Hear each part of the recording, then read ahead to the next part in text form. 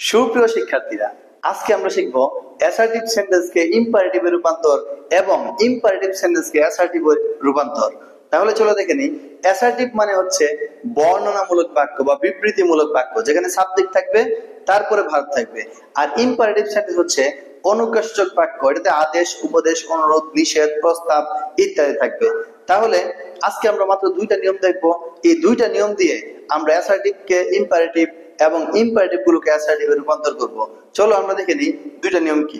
তার আগে আমি প্রথমে বলে নিই, যেহেতু অ্যাসার্টিভ সেন্টেন্স সাবজেক্ট দিয়ে শুরু হয়, তাহলে সাবজেক্ট যদি ইউ হয়, দেখো দুইটা নিয়মের মধ্যে একটা হচ্ছে সাবজেক্ট ইউ হলে মূল ভার্ব বাকি অংশ, মূল ভার্ব দিয়ে বাকি অংশ লিখবো। আর ইউ ছাড়া অন্যান্য সাবজেক্ট, মানে ইউ ছাড়া যে কোনো সাবজেক্ট গুলো কি আই, আমি, উই, আমরা, ইউ, তুমি, ইউ, তোমরা, হি, সে, ইট, ইহা, দে, তারা। তো এগুলোর মধ্যে যদি সাবজেক্ট ইউ হয়, শুধু ইউ হলে আমরা মূল ভার্ব দিয়ে তারপরে বাকি অংশ লিখবো। আর যদি ইউ ছাড়া অন্যান্য সাবজেক্ট হয়, তাহলে আমরা লেট লিখবো, তারপরে যে সাবজেক্ট থাকবে, ইউ ছাড়া যে সাবজেক্টটা থাকবে ওই সাবজেক্টের অবজেক্টিভ লিখবো, তারপরে মূল ভার্ব দিয়ে বাকি অংশ লিখবো। তবে এখানে অক্সিলারি ভার্বটা বাদ যাবে, অক্সিলারি ভার্ব লেখা যাবে না। আর যদি এই বাক্যে নট থাকে অক্সিলারি ভার্বের সাথে, তাহলে আমরা ডু নট দিয়ে শুরু করবো। তাহলে চলো দেখে নিই এক্সাম্পল গুলো। You have to read attentively, তাহলে সাবজেক্ট হচ্ছে ইউ, তাহলে আমরা মূল ভার্ব দিয়ে শুরু করবো, মানে রিড থেকে শুরু করবো। Read attentively, read attentively. যেহেতু এটা মূল ভার্ব, আমার ইউ দিয়ে শুরু হচ্ছে, সাবজেক্ট ইউ দিয়ে শুরু হলে মূল ভার্ব থেকে আমরা বাকি অংশটা লিখবো।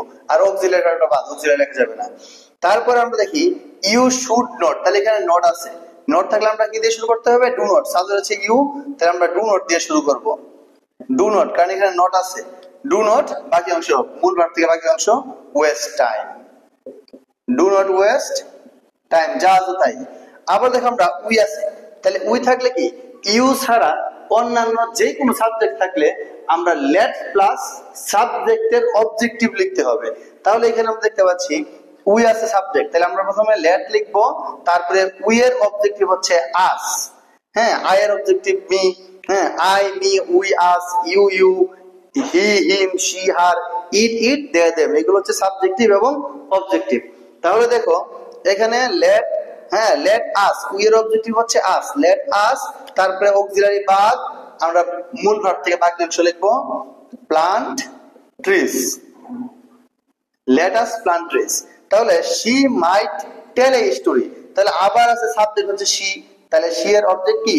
লেট হার, লেট হার, আমরা লেট দিয়ে প্রথমে লেট লিখতে হবে, যেহেতু ইউ ছাড়া অন্যান্য সাবজেক্ট আছে। তাহলে লেট, শি এর অবজেক্টিভ হচ্ছে হার, লেট হার, তাহলে মাইট হচ্ছে অক্সিলারি বাদ, tell a story, let her tell a story. তারপরে দেখো they need to play well, তাহলে এখানে দে, দের থাকলে তাহলে আমরা লেট দিয়ে শুরু করতে হবে, লেট প্লাস সাবজেক্টের অবজেক্টিভ, দের অবজেক্টিভ কি? দেম, লেট দেম, তারপরে নিড টু হচ্ছে অক্সিলারি বাদ, প্লে ওয়েল এর প্লে ওয়েল। তাহলে আমরা খুব সহজেই এই অ্যাসার্টিভ সেন্টেন্স গুলোকে আমরা ইম্পারেটিভে রূপান্তর করতে পারি। চলো দেখেন এখন ইম্পারেটিভ থেকে অ্যাসার্টিভে রূপান্তর। ইম্পারেটিভ সেন্টেন্স গুলোকে অ্যাসার্টিভে রূপান্তরের সময়ও আমরা মাত্র এই দুইটি কৌশলী অবলম্বন করব। এই দুটি কৌশল কি? যে মূল ভার্ব দিয়ে যখন শুরু হবে বাক্যটা, তখন আমরা সামনে ইউ শুড লিখবো। মূল ভার্ব দিয়ে বাক্য শুরু হলে আমরা ইউ শুড লিখবো। আর যদি ডু নট থাকে, মানে মূল ভার্বের আগে ডু নট দিয়ে শুরু হয়, তাহলে আমরা শুরুর সাথে নট দিব, শুড নট। আর যদি বাক্যটা লেট দিয়ে শুরু হয়, লেট প্লাস অবজেক্টিভ থাকে এখানে, তাহলে অবজেক্টিভের সাবজেক্টিভ লিখবো আমরা, তারপরে শুড বা মাইট লিখবো, তারপরে মূল ভার্ব থেকে বাকি অংশ। ফর এক্সাম্পল বি অ্যাটেন্টিভ, তাহলে বি অ্যাটেন্টিভ, বি হচ্ছে মূল ভার্ব, তাহলে যদি মূল ভার্ব হয় আমরা সামনে শুধু ইউ শুড লিখবো। কি লিখবো? মূল ভার্ব দিয়ে শুরু হলে সামনে ইউ শুড, তাহলে কি লিখবো?